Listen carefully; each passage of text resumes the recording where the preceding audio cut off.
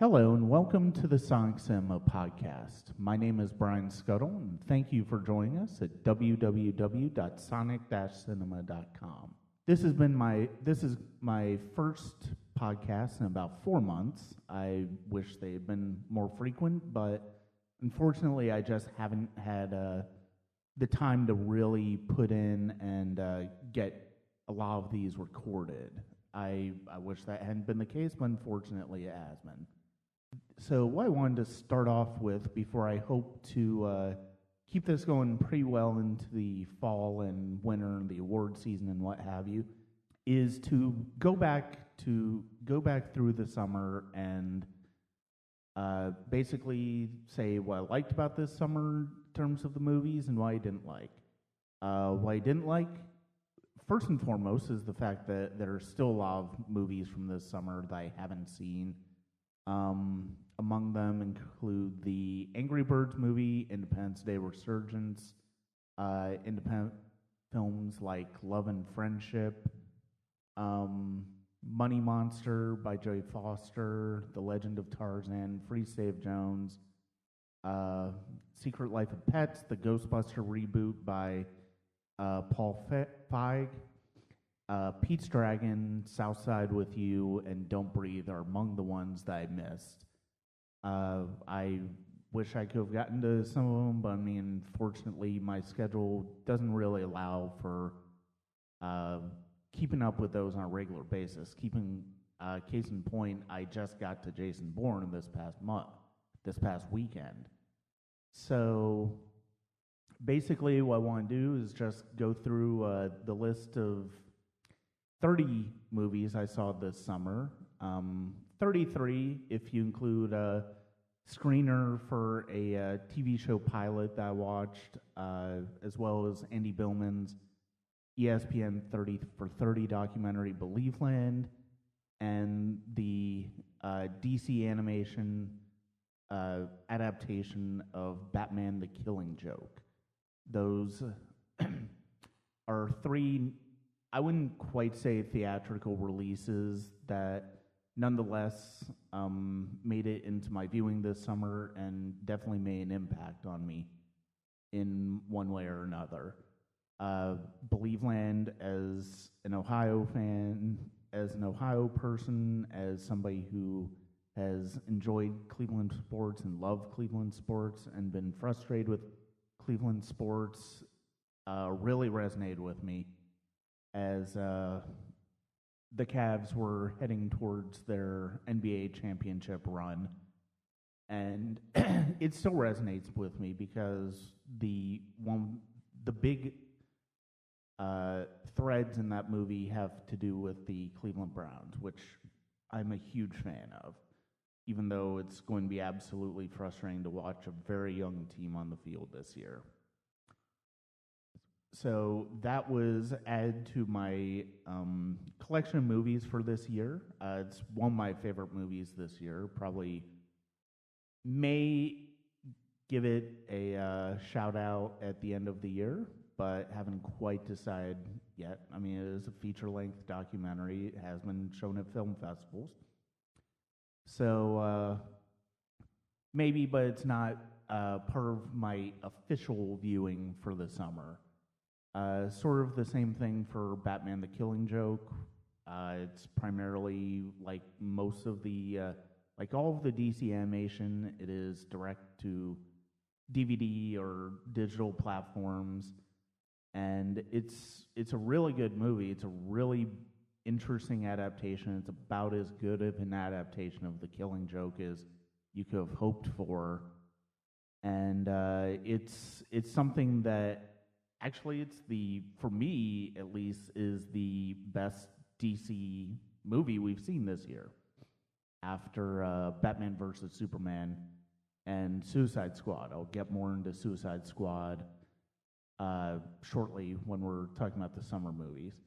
And then another movie I saw that wasn't quite as good, but was a screener for a pilot, a sort of web series TV pilot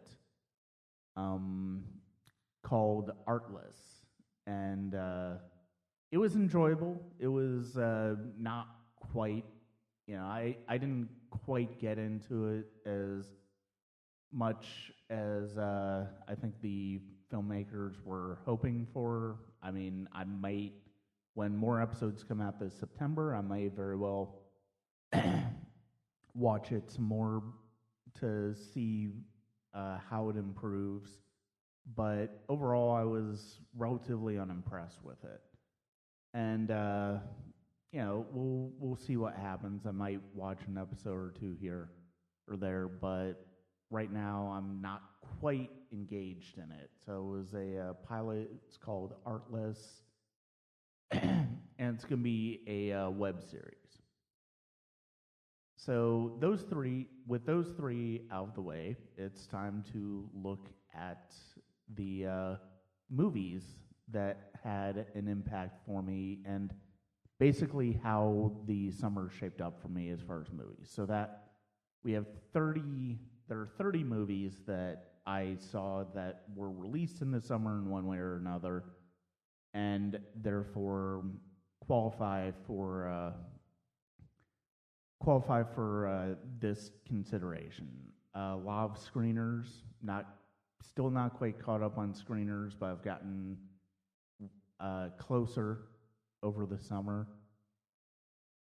And like I said, I've missed some big studio films like the ones I mentioned earlier, but there was still a lot to see. And I'm still missing a lot of independent films, and that has always been the case basically for the past few years.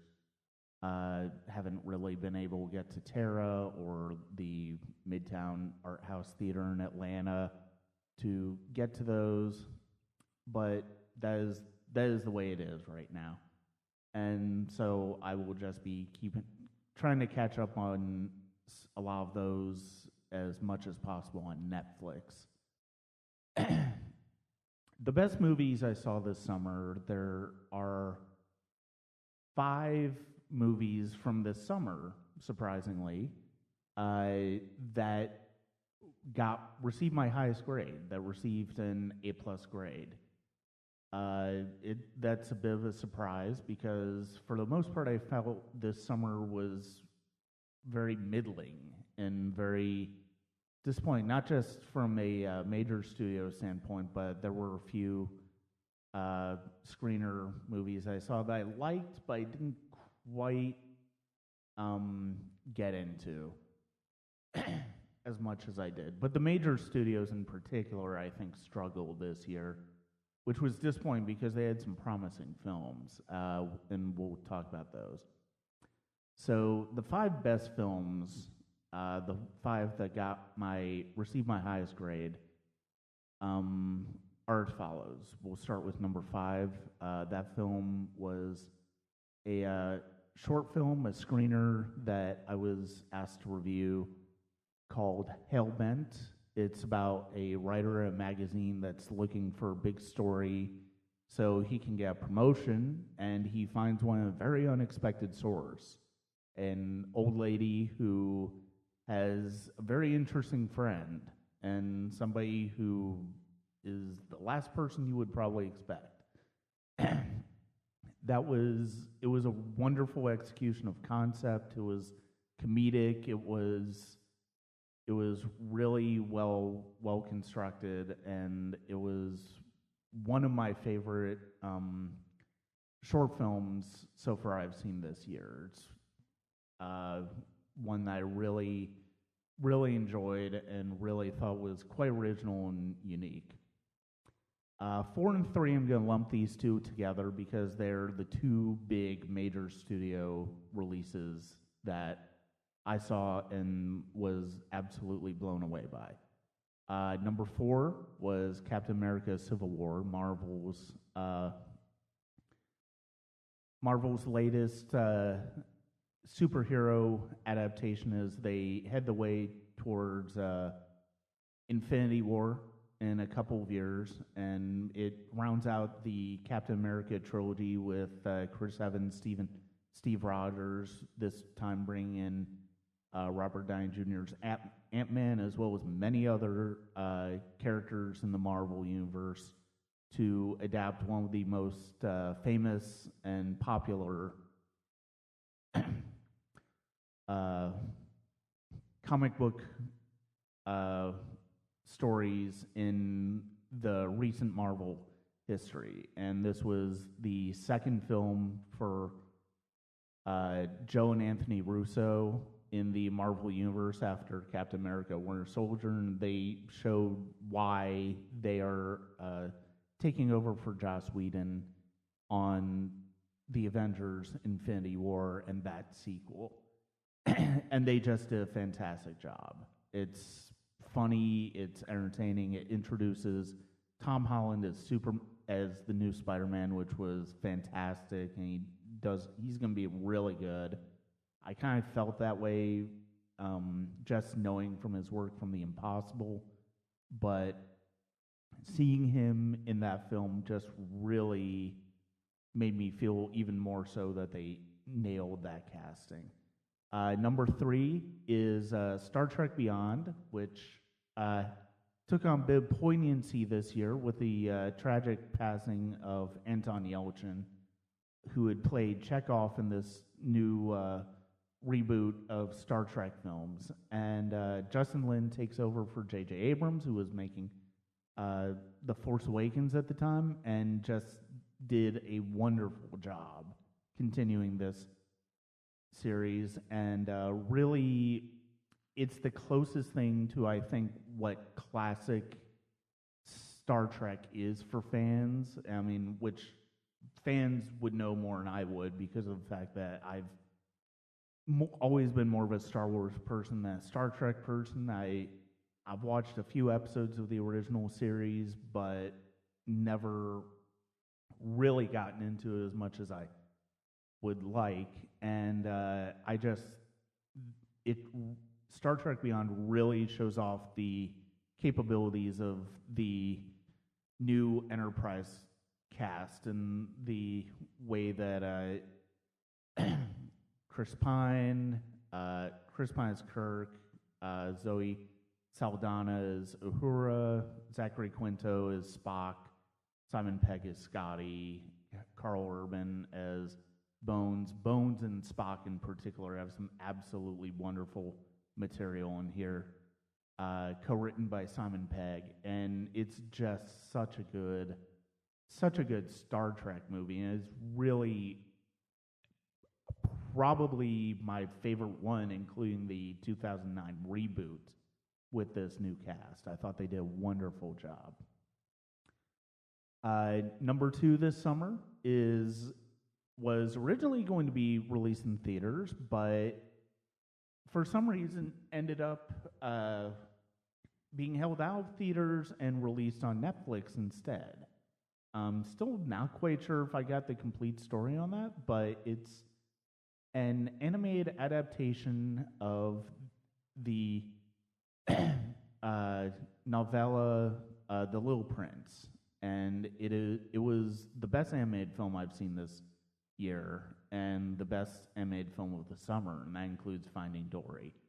Granted, I did miss quite a few animated films, but I think it's fair to say that none of the ones I missed, Ice Age, Secret Life of Pets, Angry Birds, really would touch the level of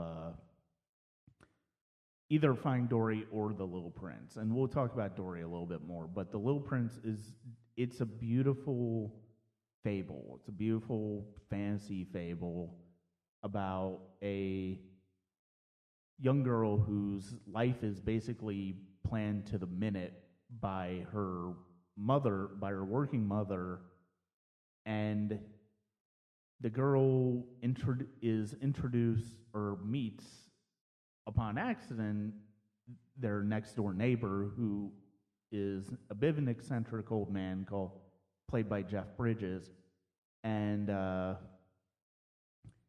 he shows her what living really is, and really opens her mind to the potential of life and the potential to just enjoy life a lot more than her mother is really capable of seeing at this point in her life. And it's just a beautiful film. It's beautifully animated. It's a combination of computer animation with stop motion, and it's got so many wonderful moments, just so many quick little moments, and it's really a wonderful tale told. I hope that the Netflix release, as opposed to the theatrical release, does not prevent it from being nominated for an Oscar this year. Finding Dory would probably still win, but you never know.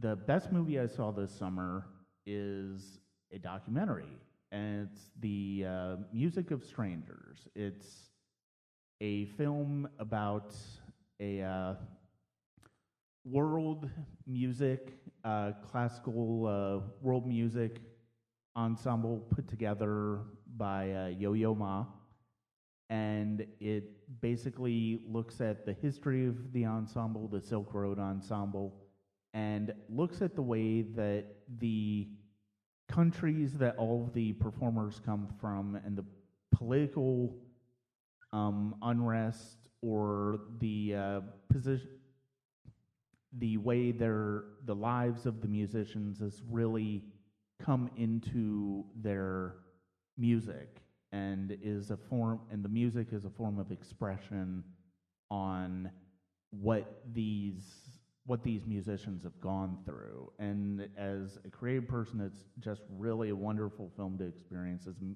musical person, the music is wonderful.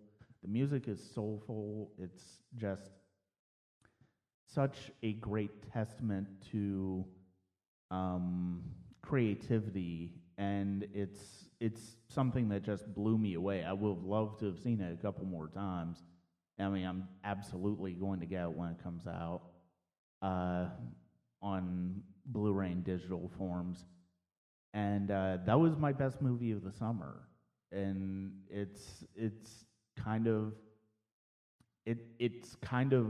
flooring that, you know, with all of these big movies, you know, usually it's a major studio film that makes it into my top spot for the summer because that's what I usually tend to see. But this year was a documentary, and it was one of the richest documentaries that I've ever had the pleasure of watching. Is it as good as other ones I've seen in the past? No, but it's one that really spoke to me, and it's one that nonetheless I think has a lot of value, and as a not only as a film but also as something that could expand people's minds about the world in general, and show people how creativity is able to come through and be something that people can use as an outlet for what they're going through and what their life is like in the place that they come from. And so those were my top 5 this year. Even as frustrating as this summer has been on a movie level,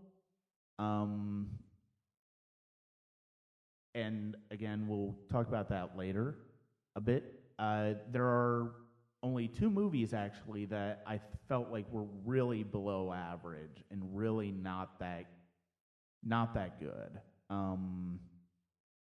One of them was a screener that I was offered the possibility to watch. It was called Target Fascination, and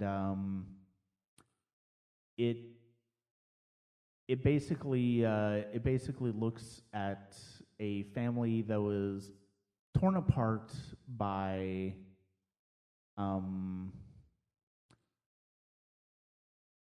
brothers who were torn apart by one of the brothers committing rape and murdering a woman several years ago, and he gets out of prison and tries to make amends.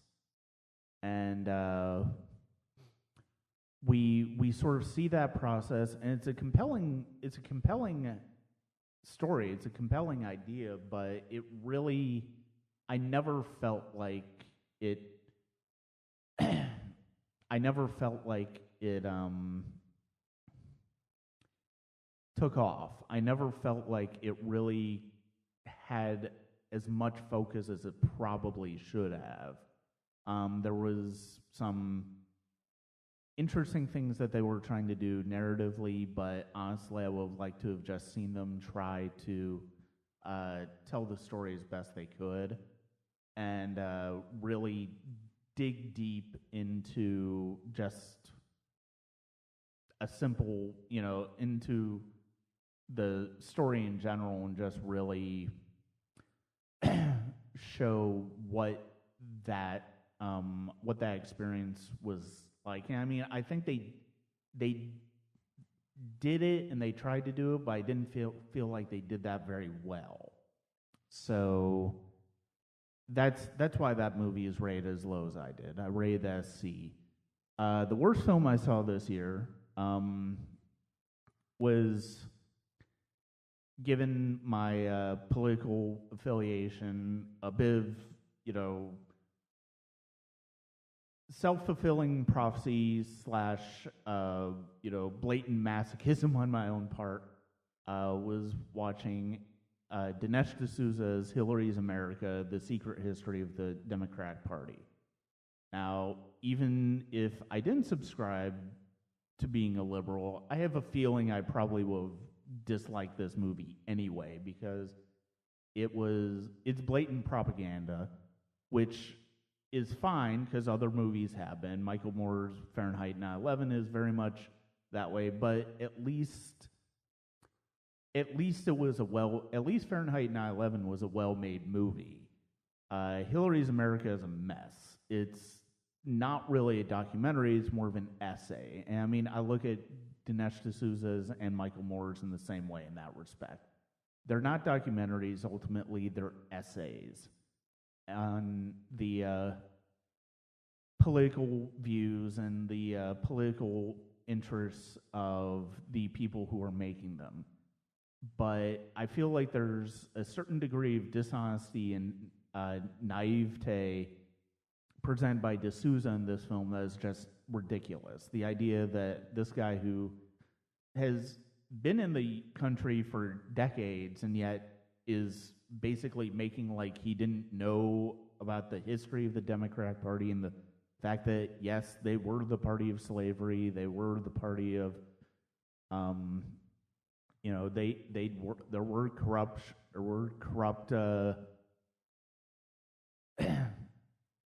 corrupt ways of bringing the party together in the past, and the idea that this is news to anybody, much less somebody in a position as a pundit and political person like D'Souza, is simply ridiculous. And it's either D'Souza was naive or he's thinking his audience is, because anybody who's seen Lincoln will tell you that, yes, the Democrats were the party of slavery, and Lincoln, the first Republican president, was the president who freed the slaves. But the fact of the matter is, it feels like it's a lot of fear-mongering and paranoia about vast conspiracy. It just isn't there. There are only 3 talking heads in the film, two of which are very obvious conservative talking heads.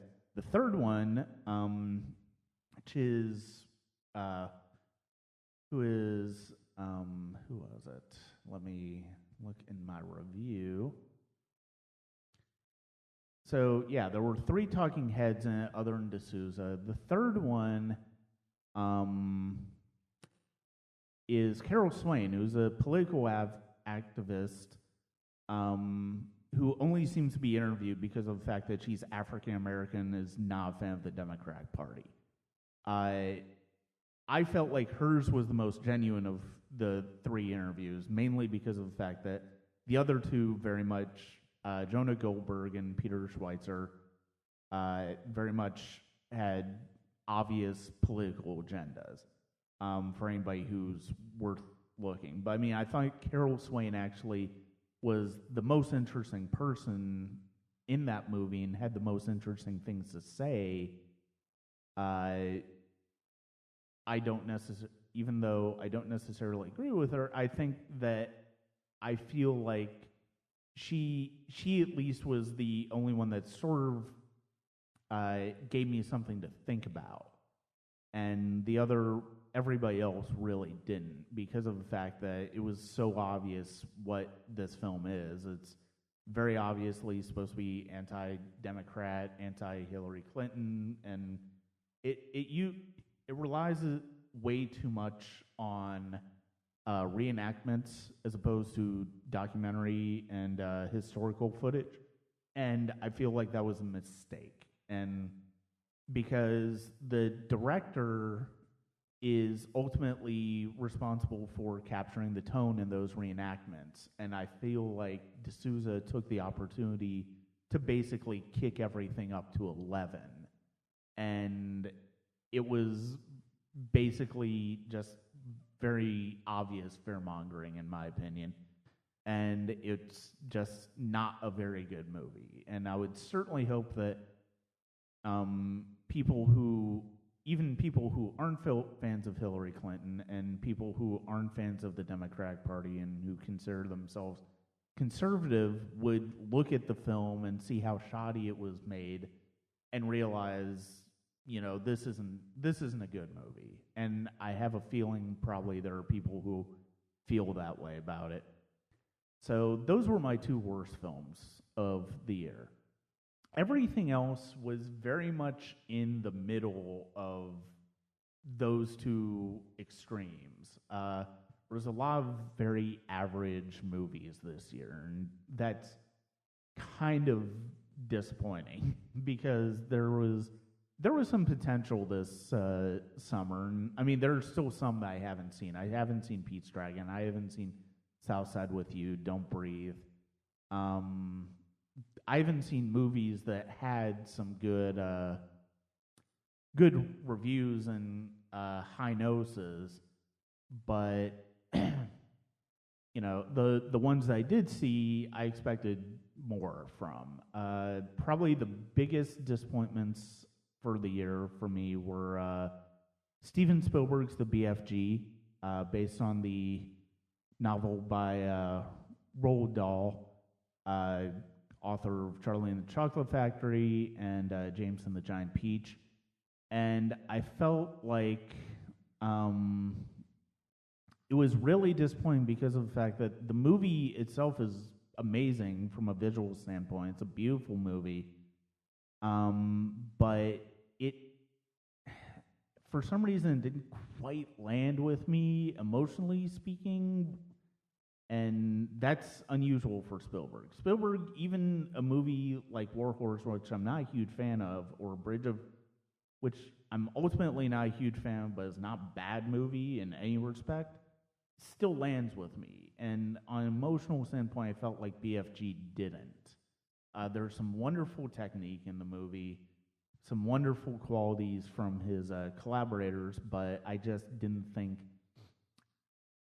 the movie worked. I mean, and in particular at the very end, there's a sequence where sort of the real world gets thrown in with the fantasy world that I felt was, and it's something that's from the original book because I looked it up and because I was curious as to where this came from.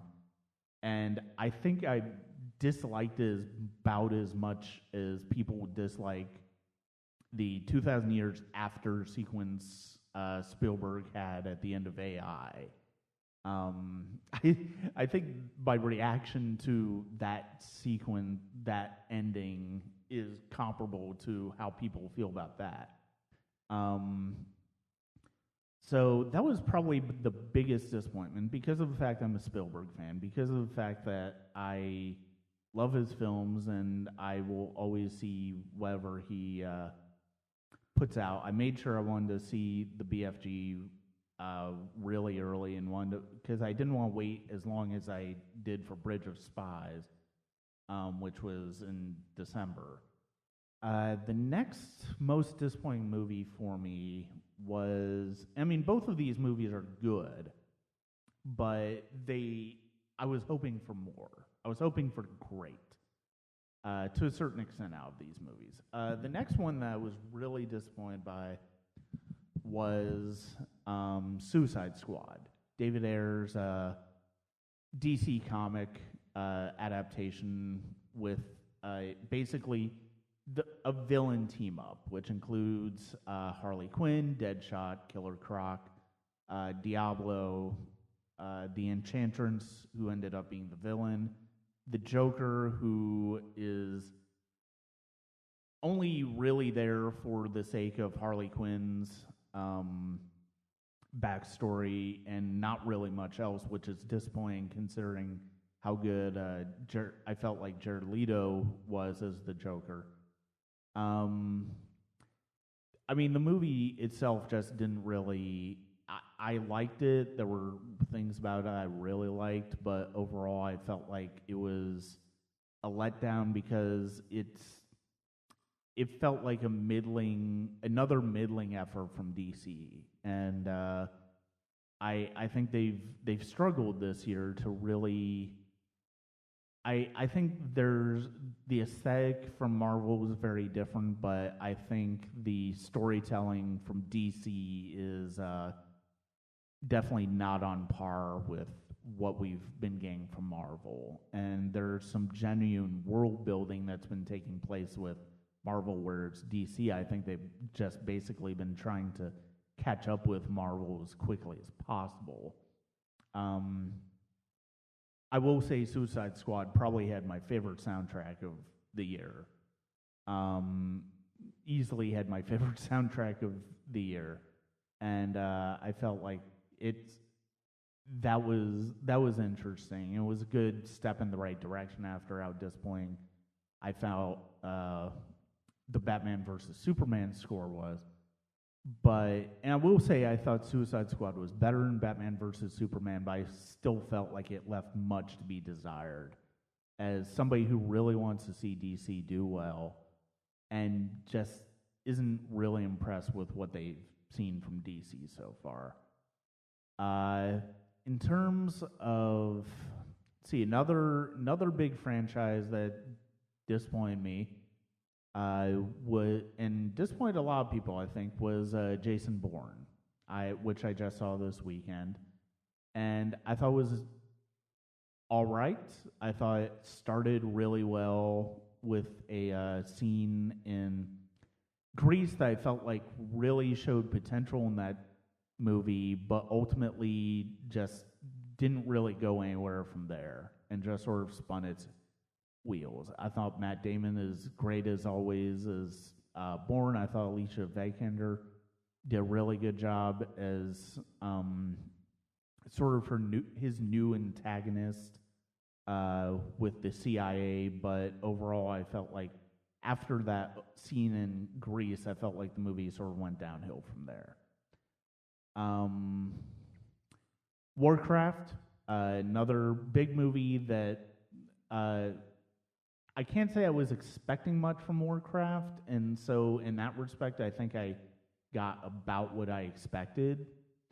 But at the same time, I felt like there was more that they could have done with it, and it was an interesting universe, but for some reason the technical qualities overshadowed the story, and I felt like the story just didn't really go up to snuff for me.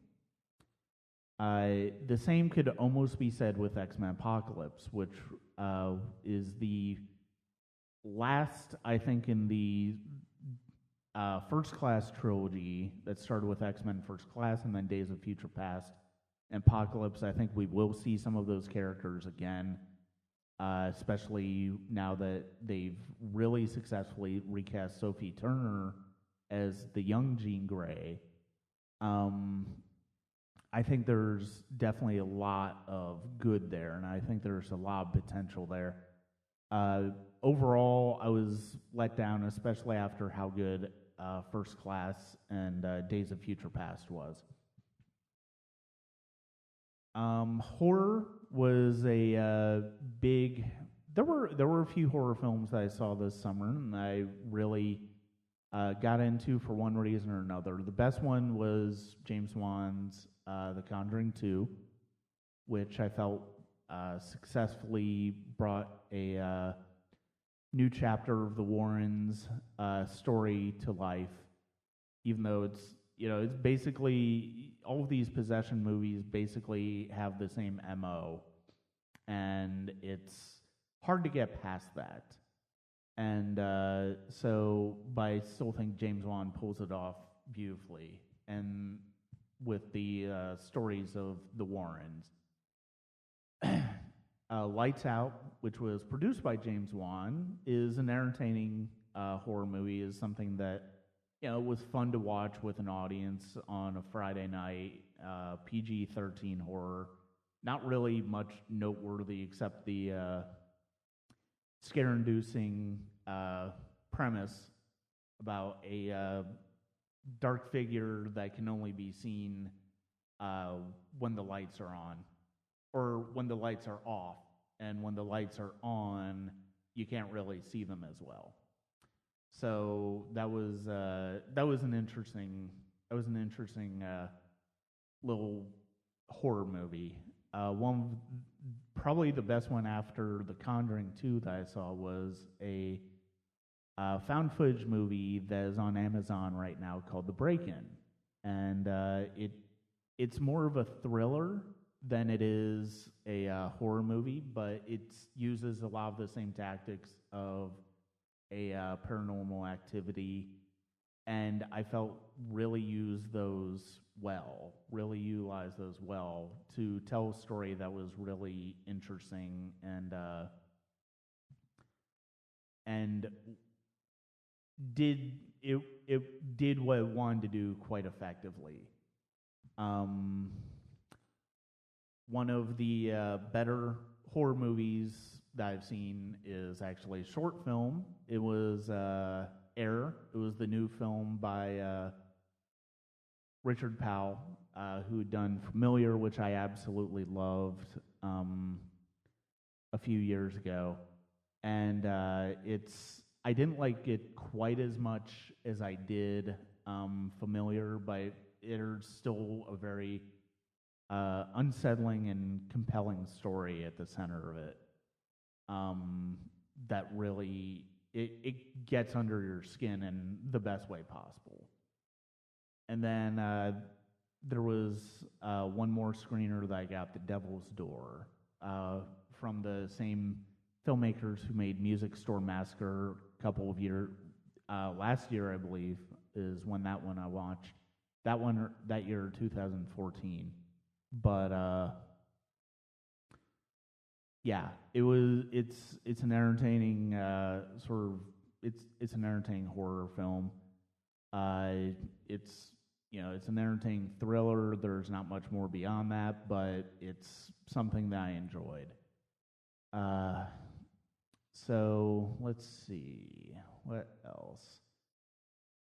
There are a couple of sort of survival movies that were one that was in the theaters, one that was via my screeners, that were both about the same level of quality and on the same level of entertainment value. One was The Shallows with Blake Lively as a surfer who's basically trying to get away from a shark, and I felt like that was an effective thriller and basically exactly what you expected it to be. And then another one was Margot, the screener that I watched, which was Margot, which was basically about a young woman and her boyfriend who are surviving in a post-apocalyptic world, and and the boyfriend dies, so the woman is basically left to fend for herself. And there's a really wonderful lead performance in that movie that really makes the movie worth watching. The rest of the movie, the post-apocalyptic survival story is getting a bit old, but it's going to be around for a long time, so you just kind of have to live with it. Comedy-wise, really one of the only mainstream comedies I saw this summer was Mike and Dave Need Wedding Dates, which is inspired by a true story, which I did not really realize until I saw it. And it's a fun movie. Uses Anna Kendrick and Zac Efron and uses them well. Adam Levine and Aubrey Plaza I felt like were used less well, but I mean overall it was an entertaining movie. Not really much more than that. Sausage Party, the Seth Rogen, Evan Goldberg animated movie about basically about food that wants to have sex, was a great animated experience, but overall and really astute religious commentary, I felt, but overall just wasn't quite as solid as other provocative adult animation films like South Park Bigger, Longer, and Uncut or Team America World Police. But it was definitely, I'm glad I got a chance to see it. Most of the rest of the movies I've seen are either shorts or features that I screened. And there was a documentary on youth boxers, touch gloves. There was a new film from one of the filmmakers who I've really come to admire and the name of their short film that they delivered to me was In a Time for Sleep. It's another really successful short film from them. John Paul Rice and Edgar Michael Bravo, who've been a team that's shown me a few really good features over the years, delivered another one, which I just saw yesterday, called A Young Man's Future, about a young man whose boyfriend suffered from schizophrenia, and he has to decide what exactly his future's going to be with regards to that. And I felt it was just such a wonderful movie. It was such a wonderfully executed and wonderfully acted movie. A short with Timothy Cox, who's an actor who sent me a lot of short films of his that he's done over the years, and this was another one of his really good ones, called Mail Time, about a post office carrier who fancies himself a magician, and basically what happens after he's inspired in his attempts at illusion. So yeah, that is definitely one of the best shorts that I've seen this year. Lottie, which is about a young man who's got cancer and is just very much to himself, and comes across a crime that's occurred and tries to deal with it as best he can at the last stages of his life. And then there's also Delusion by Christopher. Forgive me. Going to get this name right. Christopher D. Nunzino, who has given me a lot of different films to watch over the years. short films, feature films, documentaries, and he's got another drama mystery about a widower whose wife has died, but he gets a message from her. And it's basically about a man at the end of his life or trying to rebuild his life after losing his loved one and what that does to his psyche. And it's really really one of another compelling film from Dean Nunzino, who just has a really good eye for different types of stories with a spiritual edge to them. Misread is a short film that I really liked. And then there are two other theatrical films that I haven't mentioned yet. Now You See Me Too, which is which I felt like was better than the first movie, but overall just not it was a good caper, but that's about it.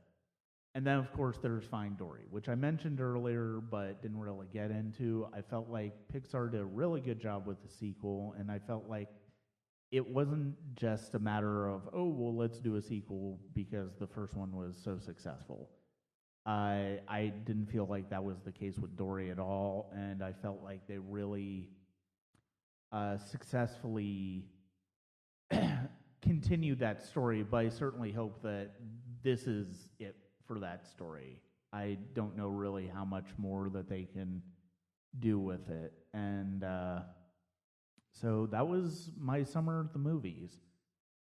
Thank you very much for listening. I hope to have more consistent podcasts for you in the coming months, even some more filmmaker interviews.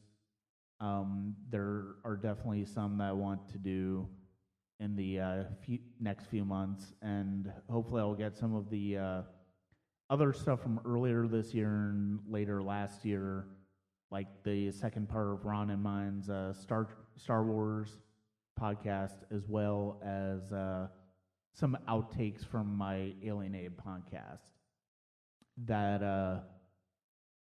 I have to offer. So thank you very much for listening. I hope you enjoyed it, and I hope it was informative. And please join us again at www.sonic-cinema.com. And this is Brian Scuttle, and thank you very much for from the Sonic Cinema podcast.